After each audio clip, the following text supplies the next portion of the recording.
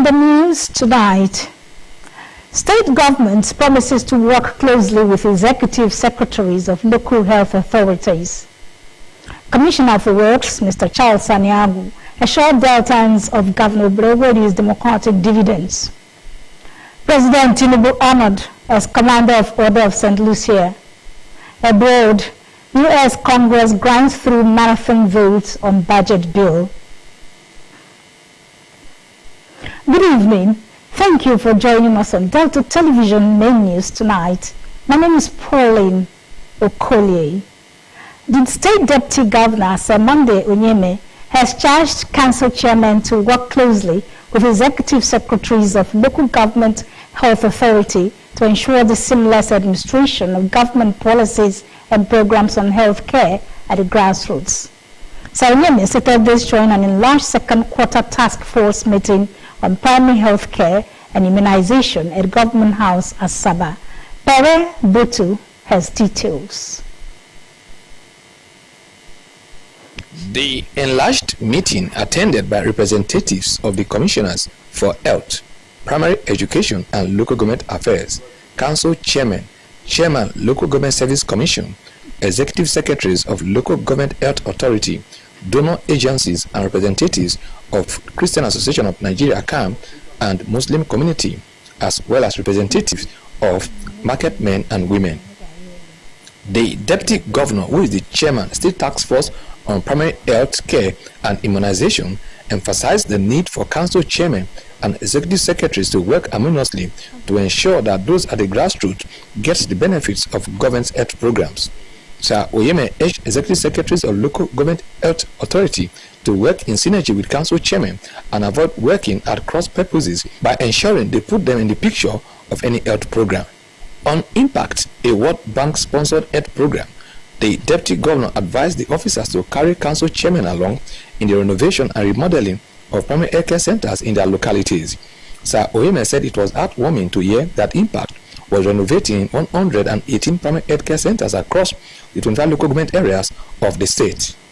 The Deputy Governor urged Council Chairman to establish local government task force on primary health care and immunization and show commitment to the Sehato Declaration on PHCs, to which Nigerian Governors Forum made a commitment. The Executive Director, Delta State Primary Healthcare Development Agency, Dr. Paul Yinkore, highlighted activities of local government in relation to support of primary healthcare in the second quarter, challenges and prospects among others.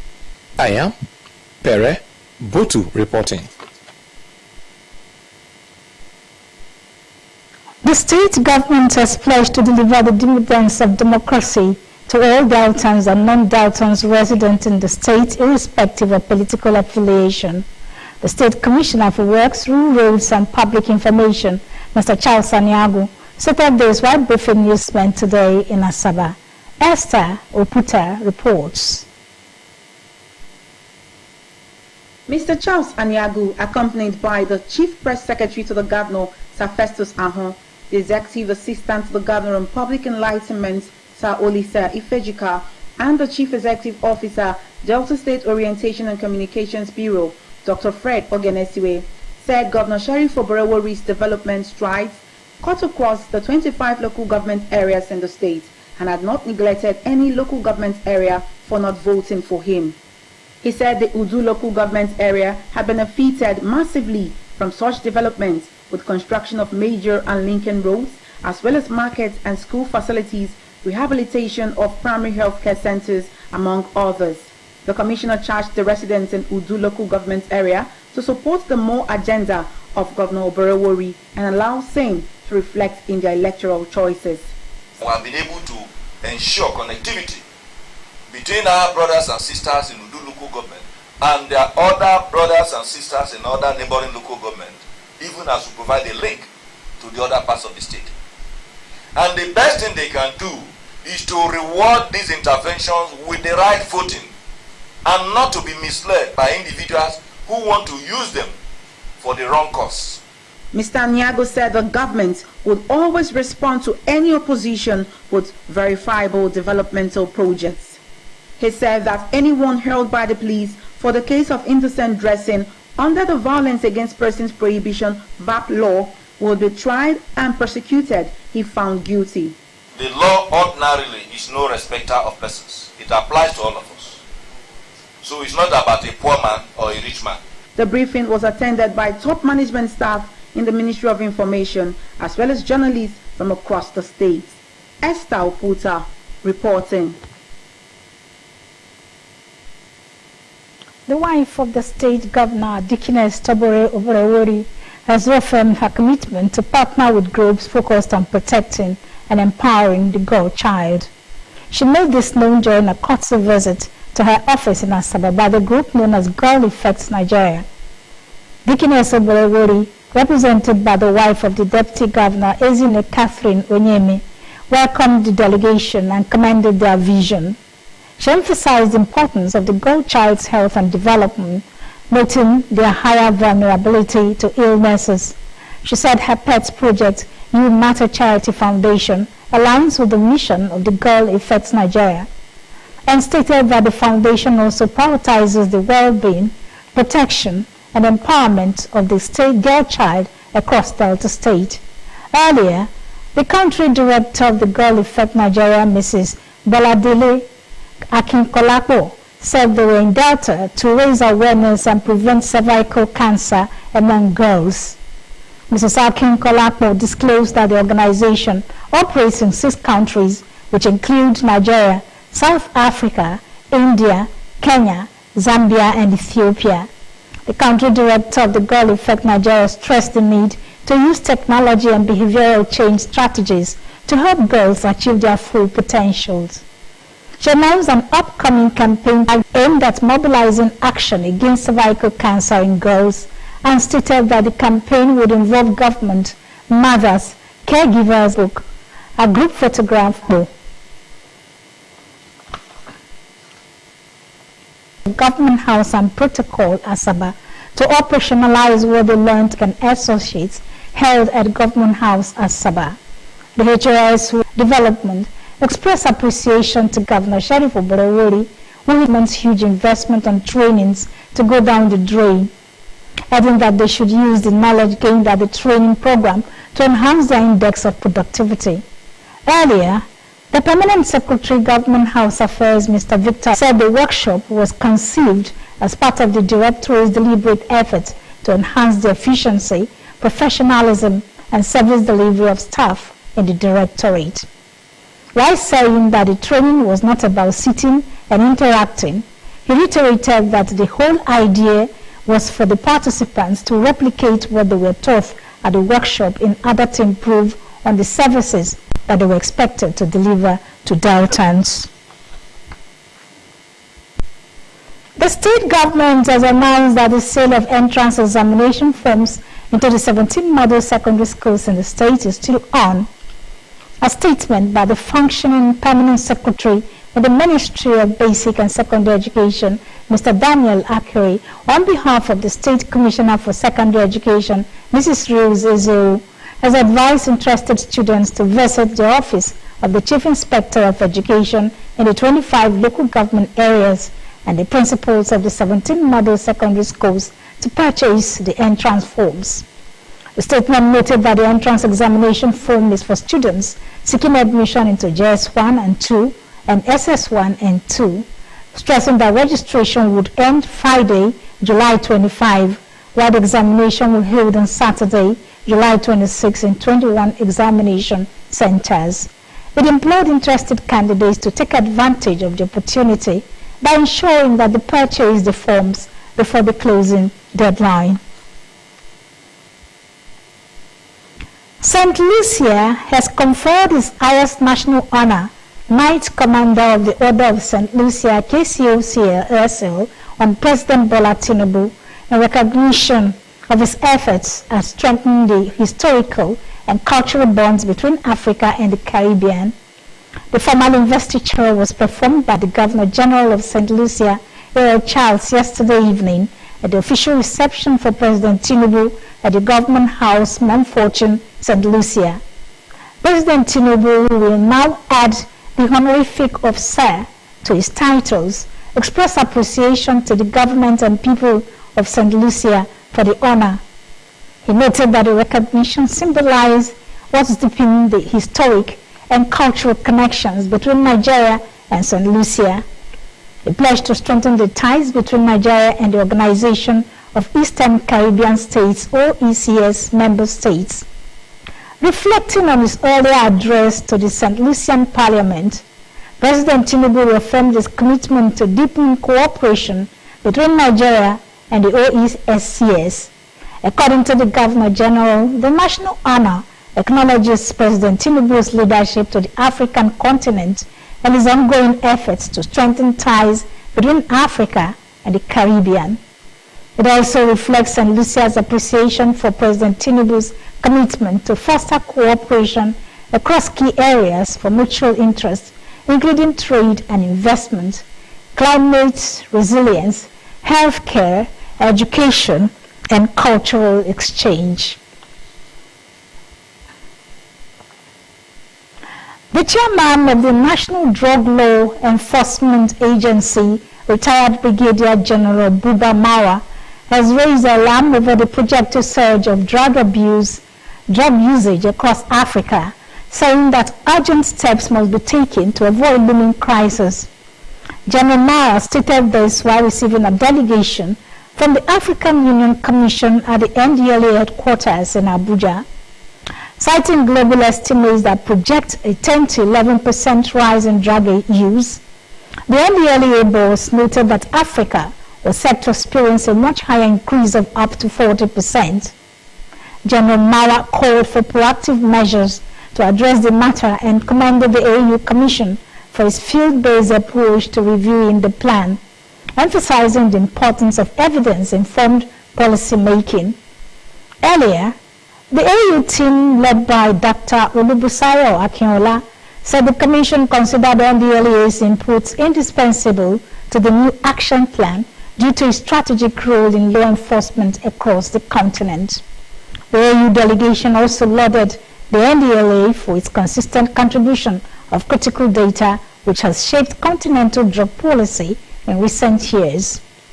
The team expressed interest in strengthening technical cooperation with Nigeria in areas such as forensic science, drug epidemiology, canine detection units, and capacity building. The AU team was on an assessment visit to evaluate the implementation of the African Union Plan of Action on Drug Control and Crime Prevention 2019 to 2025 and consult on a new framework for 2026 to 2030. The Broadcasting Organization of Nigeria, BON, has announced the commencement of this year's edition of its annual awards, the Nigeria Broadcasting Awards, the TNBA. The organization also called for entries from qualified broadcasters whose establishments are members of BON. A statement signed by the Executive Secretary of BON, Dr. Yemisi Bangofe, and the Chairman of the Organizing Committee, Mr. Usman Bello, say entries for each of award categories in radio and television productions commence today, July 1, and will end on Thursday, July 31. The climax of the event is stated for the second week of October. The statement says the award covers works done between January 1 and December 31, 2024. The award categories in both radio and TV include Radio Station of the Year, Newscaster of the Year, Presenter of the Year, Reporter of the Year, among others.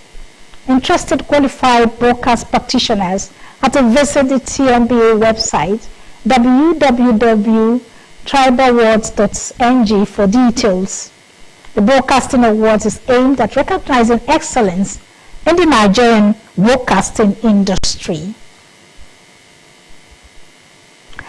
The Minister of Interior, Mr. Olubunmi Tunji-Ojo, says the Ministry of Interior, in collaboration with the Nigeria Immigration Service (NIS), has successfully reduced the waiting time for passport processing.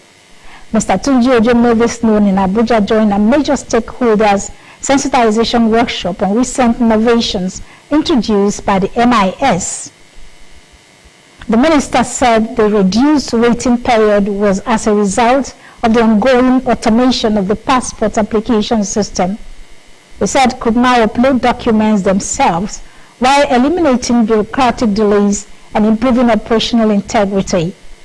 Mr. Tunji Ojo also highlighted the challenges faced by Nigerians in the diaspora regarding passport renewals, adding that the technology now enables swift processing from the comfort of their homes. In her remarks, the Permanent Secretary of the Ministry of Interior, Magdalene Ajani, emphasized the critical role of the workshop in ensuring a shared understanding of the reforms. Ms. Ajani said that the engagement was critical for sharing policy illumination and ensuring shared understanding of the operational shift of immigration in Nigeria. She said that the global landscape of migration was evolving. The NIS Controller General, Ms. Kemi Mandap, said that the event represented more than just the unveiling of documents, and its marks a reflection of the collective efforts to reposition the immigration service and all institutions committed to operational excellence. The National Immigration Service Controller General, NIS CG, added that the workshop was designed to ensure a seamless transition to the updated processes the NIS is embarking on. The National Insurance Commission, NICOM, has called for increased public awareness and engagement in the insurance sector as a critical step towards securing Nigeria's economic future. Olusegun Omoseyin, Commissioner for Insurance and Chief Executive Officer of NICOM, made a call during the ongoing maiden edition of Insurance Week 2025 in Lagos. The theme of the event is Insurance for All, Securing Nigeria's Future. Mr. Omoseyin said, in today's fast-changing world, risks are everywhere: economic shocks, natural disasters, health crisis, and more. Reaffirming NICOM's commitment to strengthening the sector, the Commissioner outlined key focus areas, including consumer protection, digital innovation, capital adequacy, and expanding insurance access to undeserved communities. The several reforms alone would not suffice, urging industry stakeholders, brokers, and agents to embrace professionalism and ethical practices. The Commissioner emphasized that insurance is not a luxury, but a necessity for every Nigerian, and called on all sectors of the society to join the advocacy. He said to truly secure Nigeria's future, brokers must invest in educating the public on the benefits of insurance and develop products that meet the needs of all Nigerians, urban and rural, formal and informal. The Commissioner also noted that brokers must ensure prompt and transparent claims processing, as well as invest in talent and technology to drive innovation and trust.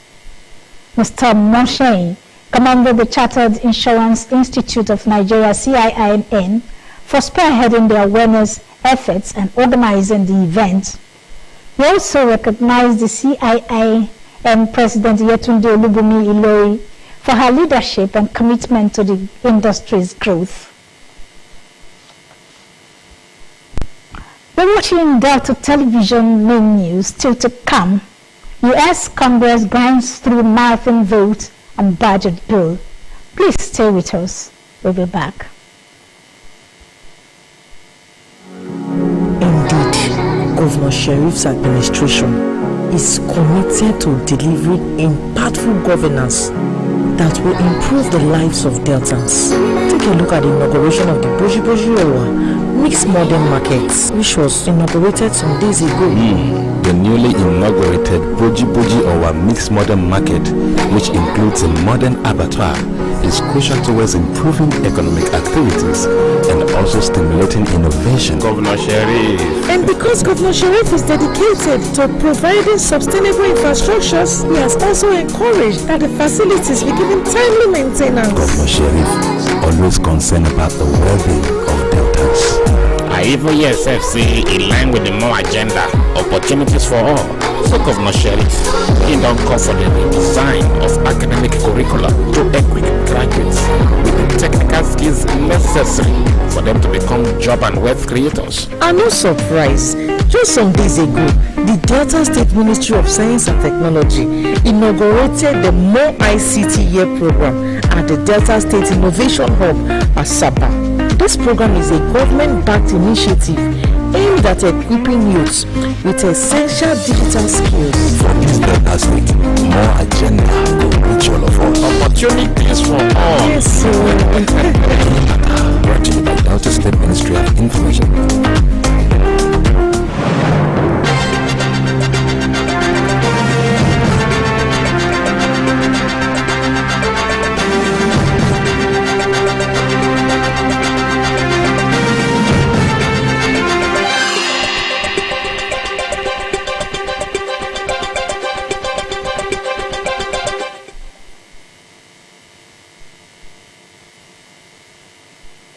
Glad to have you back to Delta Television Main News.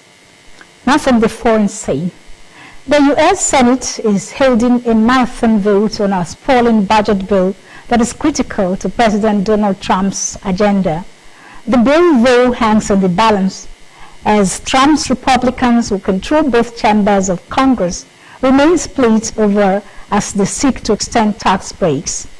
If approved in the Senate, the bill will return to the lower House of Representatives, which passed its own version by a single vote last month.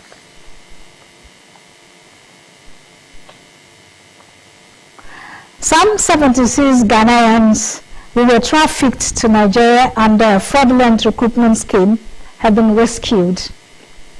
Ghanaian police said the victims, mostly young men, were lured with promises of football contracts with top foreign teams, job placements abroad, or assistance with visa processing. They said upon arrival, their travel documents and mobile phones were seized, and they were housed in overcrowded rooms under poor conditions. The victims were forced to contact their families to solicit about $1,000 in the guise of paying training or facilitation fees. The fraud masterminds also allegedly used the victims' phone contact list to scam their friends and relatives. 7 Ghanaian suspects have been arrested in connection with the trafficking. The head of Ghana's Criminal Investigation Department, CID, Lydia Donko, said at a press briefing that the rescue operation was conducted in collaboration with Interpol and Nigerian law enforcement agencies. The victims were rescued from different states in Nigeria between 19 May and 27 June this year and are yet to be repatriated to be united with their families in Ghana. The CID boss cautioned families to verify lucrative job offers and educational opportunities abroad before taking them up. And from Liberia, Liberia's former President William Tolbert is set to receive a symbolic burial today, 45 years after he was murdered during a coup and his body believed to be dumped in a mass grave. 10 days after the president's killing, following trials by a kangaroo court, 13 of his cabinet were stripped, tied to stakes, and then executed by a firing squad on a beach next to an army barracks in the capital, Monrovia. None of the 14 corpses had been found, but each man is due to get a state burial at a ceremony attended by President Joseph Boakai and other dignitaries.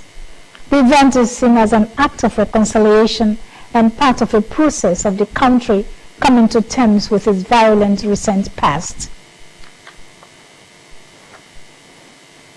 Away from the foreign scene and back home, in business, the Corporate Affairs Commission has launched a pilot artificial intelligence-powered registration portal to overhaul the current company registration portal. The Registrar General and Chief Executive Officer of the Commission, Hussaini Ishaq Magaji, disclosed this at the 2025 Stakeholders Forum meeting. A statement issued by the Commission described the initiative as a game changer aimed at significantly reducing registration timelines and enhancing the ease of doing business across the country.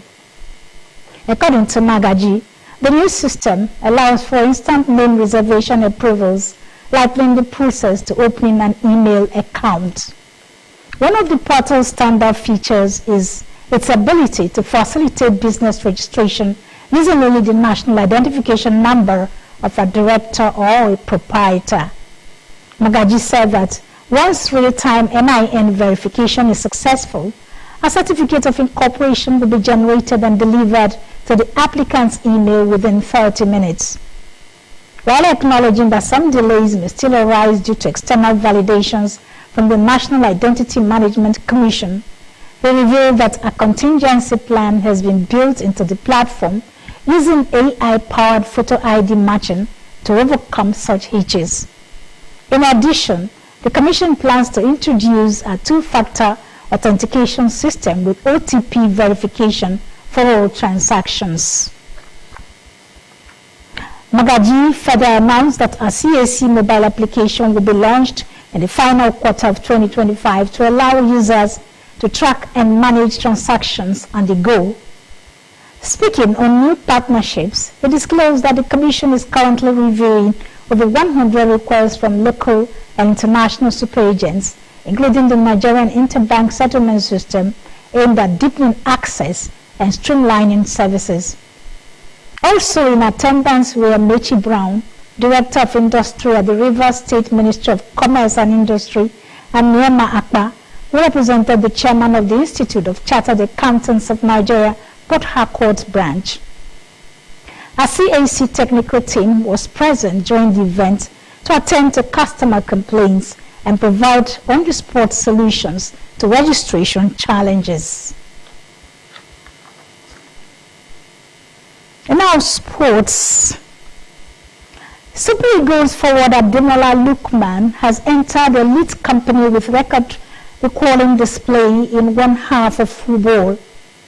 Lookman joins Chelsea's Cole Palmer and Atletico Madrid's Alexander Soloff as the only players to register 4 goal contributions in a single half in Europe's top 5 leagues during the 2024-2025 season. 27-year-old enjoyed a standout campaign with Atalanta, scoring 20 goals and registering 7 assists in 40 appearances across all competitions. Lookman's ability to rise to the occasion was evident throughout the season, scoring against Serie A giants Juventus, AC Milan, Roma, and eventual champions Napoli. However, his most explosive moments came in Atalanta's 6-1 demolition of Hellas Verona on October 26. Lookman was unplayable in the opening 45 minutes, scoring twice and providing 2 assists to help the Bergamo outfit surge into a commanding 5-1 lead by halftime. According to StatMuse, only 2 other players matched that level of productivity in a single half, Palmer and Soloff. Palmer knitted all 4 of Chelsea's goals in the first half of a thrilling 4-2 win over Brighton in September, including a superb long-range free kick and a penalty.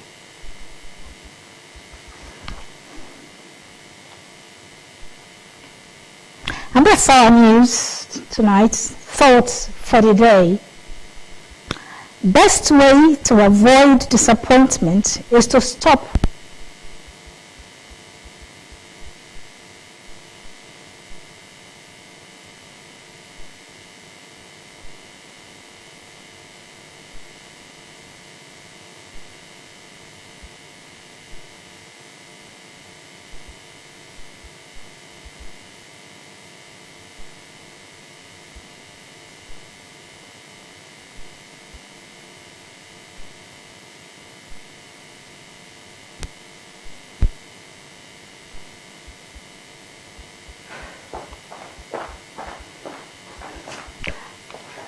Best way to avoid disappointment is to stop thinking everyone is your friend. Think about that. Before we go, we'll take a look at our highlights. The State Deputy Governor, Semande Onyeme, has charged Council Chairman to work closely with Executive Secretaries of Local Government Health Authority to ensure the seamless administration of government policies and programs on health care at the grassroots.